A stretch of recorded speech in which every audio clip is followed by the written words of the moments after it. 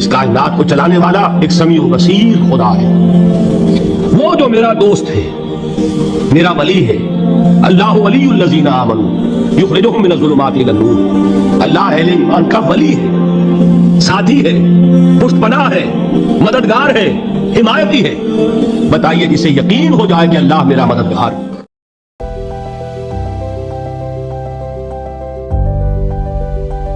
کہے کہ ہمارا رب اللہ ہے، پھر اس پر جم جائے، ان پر فرشتوں کا نزول ہوتا ہے، نہ کوئی غم کرو نہ خوف، خوشیاں مناؤ جنت کی جس کا تم سے وعدہ کیا گیا تھا۔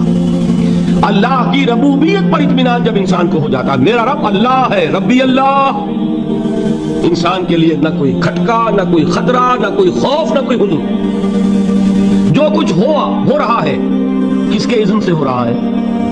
اللہ کے اذن سے۔ اللہ کے اذن کے بغیر پتہ تک نہیں ہلتا۔ یہ کوئی اندھا بہرا مادہ نہیں ہے جس سے مجھے کوئی خوف ہو۔ اس کائنات کو چلانے والا ایک سمیع و بصیر خدا ہے۔ وہ جو میرا دوست ہے، میرا ولی ہے، اللہ ولی الذین آمنوا یخرجہم من الظلمات الی النور، اللہ اہل ایمان کا ولی ہے، ساتھی ہے، پشت پناہ ہے، مددگار ہے، حمایتی ہے۔ بتائیے جسے یقین ہو جائے کہ اللہ میرا مددگار، اللہ میرا محافظ، اللہ میرا پشت پناہ، اللہ میرا حمایتی، اس کے لیے کوئی خوف ہوگا؟ اس سے کوئی ڈر ہوگا؟ میں مثال دیا کرتا ہوں ایک بہت سادہ، پنجاب کے دیہات کی۔ تو بڑا چودھری ہے اور کوئی غریب کسان ہے، اس غریب کسان کے جانوروں کو ہر وقت اندیشہ ہوگا چوری کا، کوئی میری بھینس کھول کر نہ لے جائے، کوئی میرا بیل کھول کر نہ لے جائے۔ لیکن جس کے بارے میں یہ سب کو معلوم ہو کہ وہ جو بڑا چودھری ہے وہ اس کا دوست ہے، اس کی بچیا کو کوئی خوف ہوگا؟ اس کی بھینس پر کوئی ہاتھ ڈالے گا؟ اسے کوئی اندیشہ ہوگا؟ نہیں۔ کیوں؟ کہ وہ بڑا چودھری، بڑا اس کا یہاں کا سردار، جاگیردار، سب کو معلوم ہے وہ میرا دوست ہے، کوئی میرے خلاف اقدام نہیں کر سکتا۔ اس دنیا میں یہ چھوٹی سی بات اگر آپ کے دلی اطمینان اور سکون کا باعث بن سکتی ہے تو ذرا تصور کیجئے۔ میں لفظ تصور استعمال کروں گا صرف اس لیے کہ اس کا ہم جس کو کہتے ہیں ادراک اور شعور کر نہیں سکتے، اگر کے ساتھ کر سکتے۔ اگر یقین ہو کہ اللہ میرا مددگار اور یقین ہو کہ اللہ ہر آن میرے ساتھ ہے، پھر کوئی خوف؟ کس کا خوف؟ کوئی شے اللہ سے بالاتر ہے؟ کوئی قوت اس سے زیادہ طاقتور ہے؟ کوئی اس کے ارادے کو بدلنے والا ہے؟ کوئی اس کی مشیت کے آڑے آنے والا ہے؟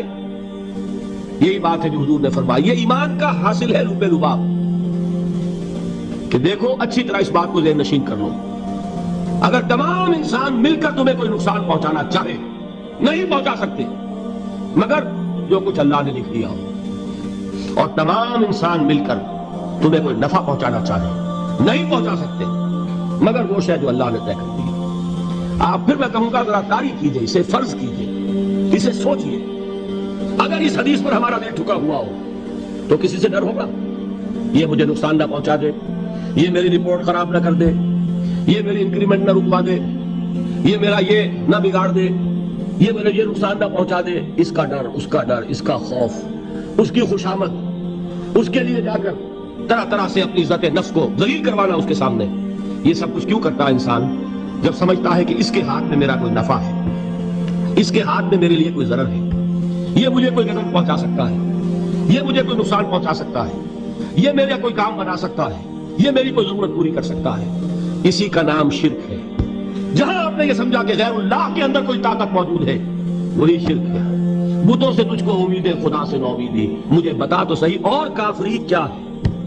شرک تو یہ ہے جس پر بھی تمہیں یہ خیال ہے کلمہ ہے، یہ کلمہ سوم، لا حول ولا قوت الا باللہ۔ ذرا اس پر دل کو کبھی اگر آپ تصور کریں، پھر فرض کریں دل ٹھک جائے، اس پر کوئی طاقت نہیں۔ یہی بات تھی جو شیخ عبد القادر جیلانی رحمۃ اللہ علیہ نے اپنی وصیت میں اپنے بچے سے کہی، اے میرے بچے اس حقیقت کو ذہن نشین کر لے، لا فاعل فی الحقیقت ولا مؤثر الا اللہ۔ اس کائنات میں نہ کوئی فاعل حقیقی ہے نہ مؤثر حقیقی ہے سوائے اللہ۔ کسی شے میں کوئی تاثیر نہیں اگر اللہ نہ چاہے، آگ جلا نہیں سکتی اگر اللہ نہ چاہے، پانی ڈبو نہیں سکتا اگر اللہ نہ چاہے، زہر ہلاک نہیں کر سکتا اگر اللہ نہ چاہے، کوئی چیز فائدہ نہیں پہنچا سکتی اگر اللہ نہ چاہے۔ تو در در پہ کیوں سر جھکاتے ہو؟ در در پر کیوں جبیسائی کرتے ہو؟ سب کے سامنے کیوں ہاتھ پھیلاتے ہو؟ ایک اللہ سے مانگو، ایک اللہ کے سامنے زمین پر اپنی جبین رکھو۔ لا فاعل فی الحقیقت ولا مؤثر الا اللہ۔ نظر آتا ہے ہمیں کہ پانی پیاس بجھا دیتا ہے، پیاس بجھانے کی صلاحیت پانی میں نہیں ہے، اللہ کے اذن سے۔ کھانا بھوک مٹا دیتا ہے، بھوک مٹانے کی صلاحیت کھانے میں نہیں ہے، اذن رب میں۔ دیکھیے یہی یقین تھا۔ حضرت موسیٰ علیہ السلام کا واقعہ یاد کیجئے، سامنے سمندر آ گیا ہے، قوم دیکھتی ہے پیچھے کہ گرد و غبار کا طوفان ہے۔ معلوم ہوا کہ فرعون اپنے لشکر سمیت آ گیا۔ لشکر جب چلتا تھا تیز رفتاری کے ساتھ تو گرد و غبار کا جو طوفان اٹھتا تھا اس کا تصور کیجیے، اور لمحہ بلمحہ وہ قریب آ رہا ہے۔ پوری قوم نے کیا کہا؟ اے موسیٰ انا لمدرکون، اے موسیٰ ہم کو پکڑے گئے۔ قرآن مجید میں تو یہاں وہ باتیں نہیں لکھی ہے، لیکن تورات میں یہ درج ہے کہ بنی اسرائیل جھگڑنے لگے، دست و گریبان ہو گئے موسیٰ کے ساتھ۔ موسیٰ نے یہاں فرمایا لا کر، اس سے ہم وہیں بہتر تھے، وہاں کھانے کو ملتا تھا، زندگی تو تھی، بیگار ہم کر رہے تھے، موت تو نہیں تھی۔ اب جو کچھ ہوگا اس کا تصور کرو، جس طریقے سے ہمارے ٹکڑے اڑائے جائیں گے۔ تو لڑ رہے ہیں حضرت موسیٰ علیہ السلام میں صرف اتنا آیا ہے، پریشان ہو کر انہوں نے کہا انا لمدرکون، موسیٰ ہم کو پکڑے گئے۔ اس وقت موسیٰ کا جواب کیا ہے؟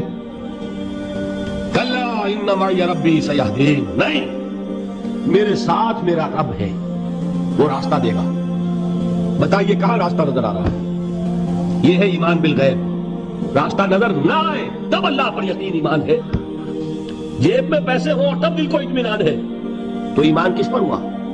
پیسے پر، اللہ پر نہیں۔ جب وسائل و ذرائع نہ ہو اور پھر یقین ہو کہ اللہ مسبب الاسباب ہے، وہ اسباب کا پابند نہیں ہے، وہ اسباب کا محتاج نہیں ہے، اسباب اس کے محتاج ہے۔ اگر یہ یقین ہے تو اللہ پر ایمان ہے، یہ نہیں ہے تو تمہارا ایمان اسباب پر ہے، وسائل پر ہے، ذرائع پر ہے، مادیات پر ہے، اللہ پر نہیں ہے۔ اس وقت کہاں راستہ تھا؟ کوئی راستہ تھا؟ سمندر ہے اور ادھر سے لشکر آ گیا ہے۔ کلا ان معی ربی سیہدین۔ اب دیکھیے ایمان کہہ دینا آسان ہے، ہوا معکم اینما کنتم، جہاں کہیں بھی تم ہوتے ہو اللہ تمہارے ساتھ ہوتا ہے، لیکن اس کا یقین قائم ہو جائے تو زمین و آسمان کا فرق واقع ہو جائے۔